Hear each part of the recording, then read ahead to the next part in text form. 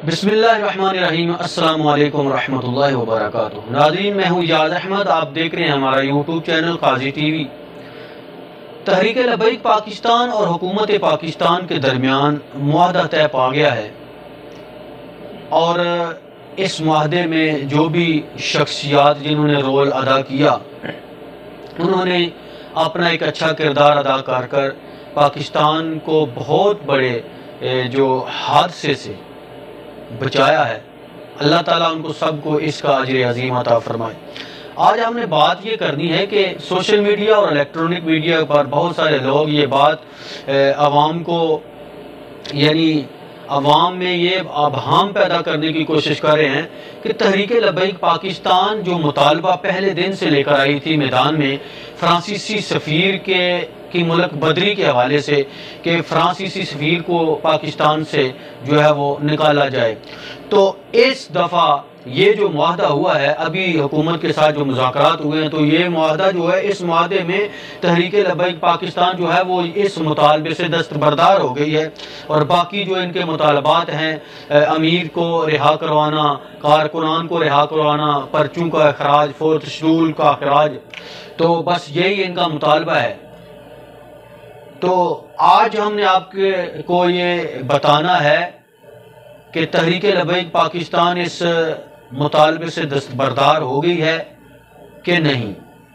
सबसे पहली बात तो ये है कि जब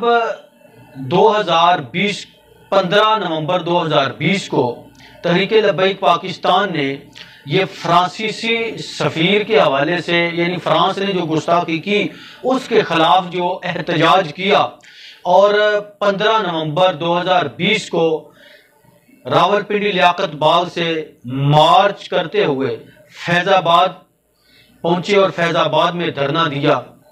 अब वहां पर हुकूमत पाकिस्तान ने जो है अपनी ताकत इस्तेमाल की, ऑपरेशन किया, लेकिन हुकूमत पाकिस्तान का ऑपरेशन नाकाम हुआ। अब जब वहां पर ऑपरेशन नाकाम हो, अब यहां पर आपको मैं ये बात बताऊं कि जब 15 नवंबर को जब लियाकत बाग से मार्च करके फैज़ाबाद पहुंचे तो उस वक्त तक जो मुतालबा था वो यही था कि आप फौरन फ्रांस के सफ़ीर को मुल्क से निकाल दें और अपना सफ़ीर वापस बुला लें और फ्रांस की जो मसनूआत है उसका बाइकाट कर दें। ये मुतालबा था। लेकिन हुकूमत ने जब मुज़ाकरात किए तो हुकूमत ने ये गुजारिश की कि हम इस तरह उसके सफ़ीर को नहीं निकाल सकते, तो आप मेहरबानी फरमाएं हमें कुछ वक्त दें ताकि हम कानूनी तरीके के साथ जो है उसको मुल्क से निकालें। तो कानूनी तरीका उन्होंने क्या बताया? उन्होंने कहा कि हम पार्लियामेंट के अंदर एक करारदाद लेकर जाएंगे, उस करारदाद पर पार्लियामेंट के अंदर बहस करवाएंगे, उसके बाद उसके ऊपर वोटिंग करवाएंगे। तो इस तरह फिर हम कानून साजी करेंगे, तो फिर जो है कानूनी तौर पर इस मुल्क से उसके सफ़ीर को निकाल लेंगे और इसका फ़ायदा ये भी हो जाएगा कि कानून बन जाएगा मुल्क के अंदर। उसके बाद अगर कोई मुल्क गुस्ताखी करता है तो उसको भी इसी तरह कानूनी तरीके के साथ जो है मुल्क से निकाला जाएगा। तो तहरीक लबैक के अमीर अल्लामा खादिम हुसैन रज़वी साहब रहमतुल्लाह तआला अलैह उन्होंने उनकी बात को माना और उन्होंने कहा ठीक है, हम भी यही चाहते हैं कि जिस तरह उन्होंने सरकारी सतह पर गुस्ताखी की, आप भी सरकारी सतह पर उनको जवाब दे दें। हम तो और कुछ नहीं चाहते, हमारी आपसे कोई लड़ाई नहीं है, कोई झगड़ा नहीं, हम ना हुकूमत के लिए आए ना कोई इक़्तिदार के लिए, हमारा और कुछ नहीं, ना मूसे रिसालत का मसला है तो हमने उसके ऊपर पहरा देना है। तो हमारी यही बात है, अगर आप ये काम करते हैं तो ठीक है। बस मुआहदा हो गया।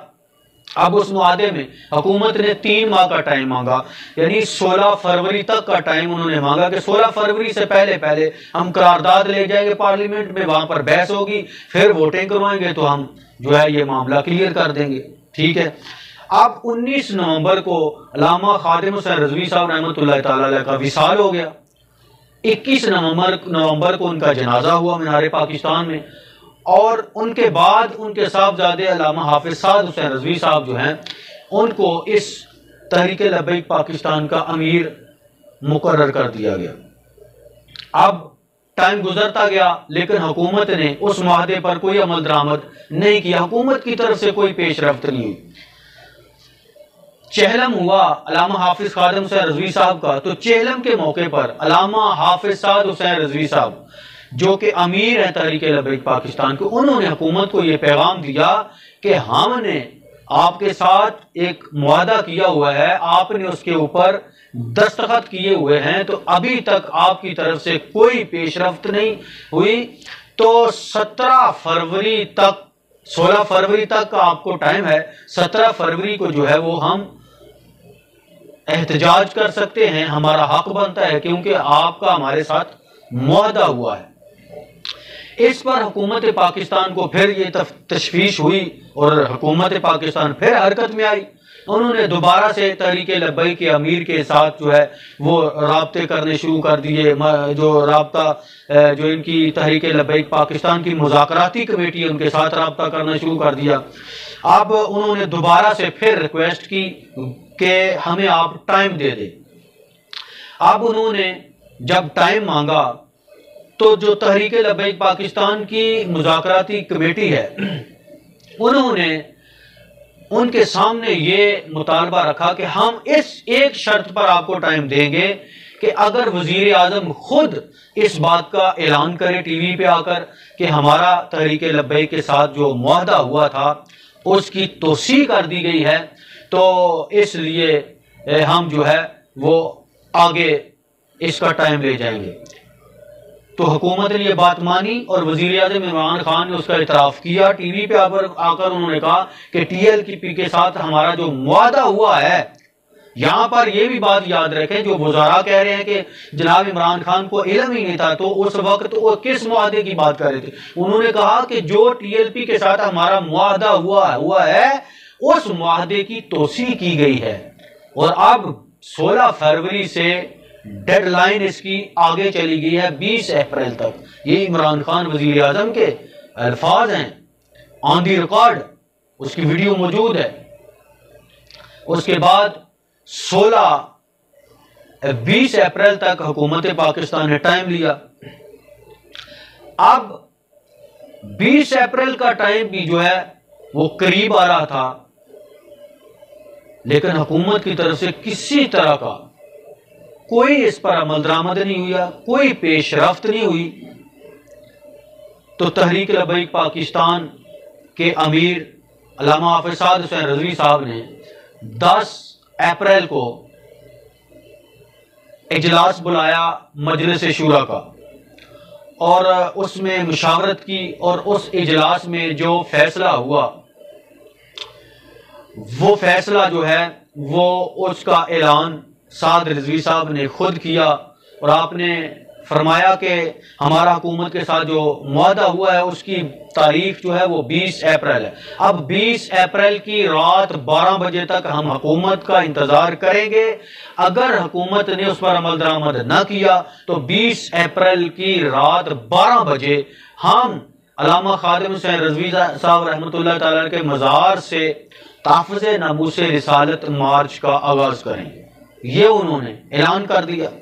अब हुकूमत पाकिस्तान ने क्या किया कि इन्होंने बजाय उस पर अमल दरामद करने के उन्होंने 11 अप्रैल को तहरीक लब्बैक पाकिस्तान के अमीर हाफिज साद हुसैन रिजवी साहब को गिरफ्तार कर लिया बगैर किसी वजह के, बगैर किसी जुर्म के। बस यही उन्होंने कहा कि हमारा मुआहदा है, अगर आपने उस दिन तक अमल किया तो ठीक है, नहीं तो हम मार्च करेंगे। बस और कोई जुर्म नहीं, गिरफ्तार कर लिया। उसके बाद एहतजाज हुआ, पूरे पाकिस्तान में जो है एहतजाज हुआ और लोगों ने पुरअमन एहतजाज किया। ये कहते हैं ना कि ये बड़े पुरतशद्दद हैं, इंतहा पसंद हैं।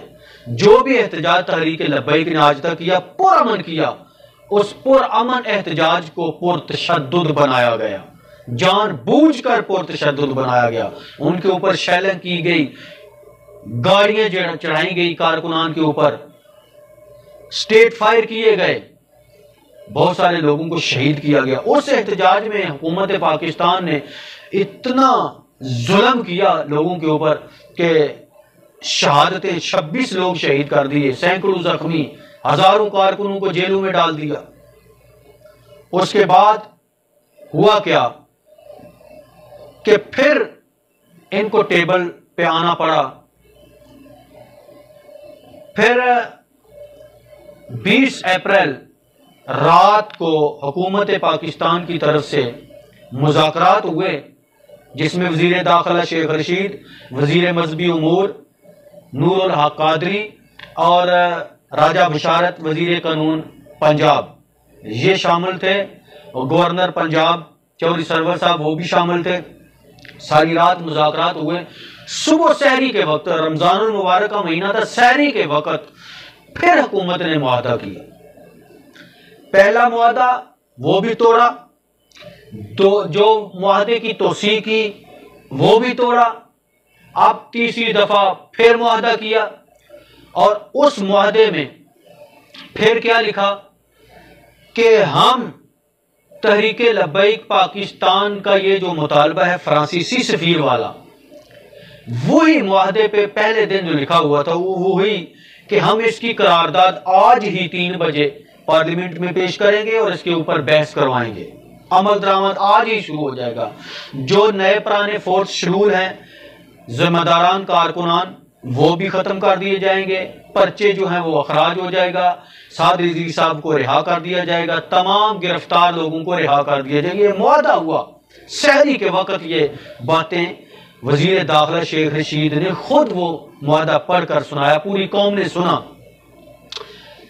अब जब इनके अहद पर दोबारा से एहतजाज खत्म हो गया, इन्होंने वादा कर लिया, लेकिन जब एहतजाज खत्म हुआ तो इन्होंने दोबारा से उस अहद को भी तोड़ दिया और जुल्म की इंतहा कर दी। लोगों के ऊपर इतना जुल्म किया, लोगों के ऊपर के लोगों के घरों में, लोगों के घरों की चादर और चारदीवारी का तकद्दुस पामाल किया, लोगों की माँ बहनों को बेइज्जत किया, उनकी तजलील की, लोगों को घरों से उठाया, बेगुनाह लोगों को, हजारों लोगों को इन्होंने जेलों में डाल दिया। 4th शेड्यूल पर्चे, दहशतगर्दी के पर्चे लोगों के ऊपर काटना शुरू कर दिए। अब महीने गुजरते गुजरते 6 महीने का वक्त गुजर गया। मजलिस शूरा तहरीक लब्बैक, उन्होंने जो वकला की टीम थी उन्होंने कानूनी चाराजोई शुरू कर दी और अदालतों में जाकर अपना केस दायर किया। हाई कोर्ट ने भी उसका फैसला सुना दिया, सुप्रीम कोर्ट ने भी सुना दिया कि आपने जो नजरबंदी जो की है ये कालादम है, ये गलत है, गैर कानूनी है। लेकिन उसके बावजूद भी हुकूमत पाकिस्तान ने साद रिजवी साहब को नहीं रिहा किया, ना ही उस मुआहदे के ऊपर अमल दरामद किया। अब जब बिल्कुल हर तरफ से हुकूमत की तरफ से दरवाजे बंद कर दिए गए, कानूनी चाराजोई हर तरह की कर ली गई, लेकिन हुकूमत तस से मस नहीं हो रही थी।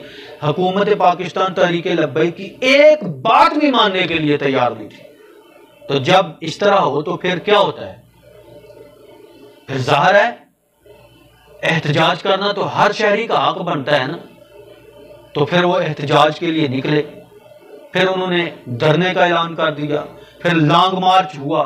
लॉन्ग मार्च में जो इन्होंने किया, पुरअमन तरीके से वो निकले, इन्होंने उनके ऊपर स्टेट फायर करने शुरू कर दिए, लोगों को शहीद करना शुरू कर दिया, लोगों के ऊपर तेजाब डालना शुरू कर दिया, लेकिन उस मार्च को रोक नहीं पाए। वो मार्च चलता आया, चलता है, वजीराबाद पहुंच गया। अब वजीराबाद पहुंचकर हुकूमत पाकिस्तान ने दोबारा से फिर मुज़ाकरात किए। मुरीद के में फिर इन्होंने मुआहदा किया और उस मुआहदे में फिर इन्होंने 2 नंबरी की, फिर मुकर गए। 5 दफा इन्होंने मुआहदा करके जो है उसका तोड़ा। दोबारा से फिर टेबल टॉक हुआ, फिर मुज़ाकरात हुए। अब मुज़ाकराती टीम जो है वो चेंज कर दी गई और उसमें संजीदा लोगों को लाया गया। इधर से तहरीक लब्बैक पाकिस्तान की तरफ से नुमाइंदगी करते हुए जो है वो मुफ्ती मुनीबुर रहमान साहब भी बीच में सालिस बनकर आ गए और दीगर उलमा भी आए। इस तरह ये दोबारा से ये मुआहदा फिर हो गया। अब ये मुआहदा जो हुआ है इसमें भी वो मुतालबा मौजूद है, जो पहले दिन से मुतालबा था कि फ्रांसीसी सफीर का जो मामला है वो पार्लियामेंट में जाएगा और पार्लियामेंट के जरिए जो है वो उसका फैसला किया जाएगा। पार्लियामेंट पर है वो क्या फैसला करती है, उसके अंदर जितने मेंबरान हैं उनका ईमान है कि वो क्या करते हैं, गुस्ताखे रसूल की हमायत करते हैं या कि उसकी मुखालफत करते हैं। अब उनके ईमान पर है, जो भी फैसला पार्लियामेंट करेगी वो तहरीक लब्बैक जो है उसको कबूल करेगी। उन लोगों के लिए ये पैगाम है जो कह रहे हैं कि ये तहरीक लब्बैक जो है ये सिर्फ अपनी ज़ात मफाद अपने कायद लीडर के लिए सिर्फ सारा कुछ कर रहे हैं, इनको वो मुतालबा नहीं था, नमूसे रिसालत का मसला नहीं था। जो अली मोहम्मद खान है, वजीर हैं, वफाकी वजीर हैं, उन्होंने भी ये कह दिया है, इतराफ़ किया है कि तहरीक लब्बैक अपने उस मुतालबे फ्रांसीसी सफीर वाले मुतालबे से दस्तबरदार नहीं हुई है। वो उस मुतालबे पर उसी तरह ही डटे हुए हैं और उनका मुतालबा यही है पहले दिन से कि इसको पार्लियामेंट के अंदर लेकर जाया जाए, वहां पर बहस की जाए, वहां पर वोटिंग करके इसका फैसला किया जाए। तो यही एक मसला है। बाकी लिबरल जो है वो अपनी मर्जी से जो मर्जी कहे, झूठ जो मर्जी जितना को मर्जी बोले, झूठ झूठ ही है, सच सच ही है। हक जो होता है वो कभी दबता भी नहीं है, छुपता भी नहीं, हक हक है। झूठ जो है वो हमेशा जलील और रसवाई होता है, जो झूठा बंदा होता है। तो इस तरह जो झूठ बोल रहे हैं वो अपनी आखिरत भी बर्बाद कर रहे हैं, दुनिया भी बर्बाद कर रहे हैं। बहरहाल आज की मेरी वीडियो बनाने का मकसद यही था कि ये बताना कि इस मुतालबे से अब तहरीक लब्बैक पाकिस्तान बिल्कुल 1 इंच भी पीछे नहीं हटी अपने मुतालबे पर। उसी तरह है जो पहले दिन मुआहदा हुआ था अल्लामा हाफिज खादिम हुसैन रिजवी साहब के साथ 15 नवंबर को, 16 नवंबर को। बहरहाल अल्लाह ताला हमारे पाकिस्तान की, पाकिस्तान में बसने वाले मुसलमानों की, अहले ईमान की हिफाजत फरमाए, तमाम इदारों की अल्लाह हिफाजत फरमाए। आमीन बिजाह नबी करीम सल्लल्लाहु अलैहि वसल्लम। पाकिस्तान जिंदाबाद, इस्लाम जिंदाबाद।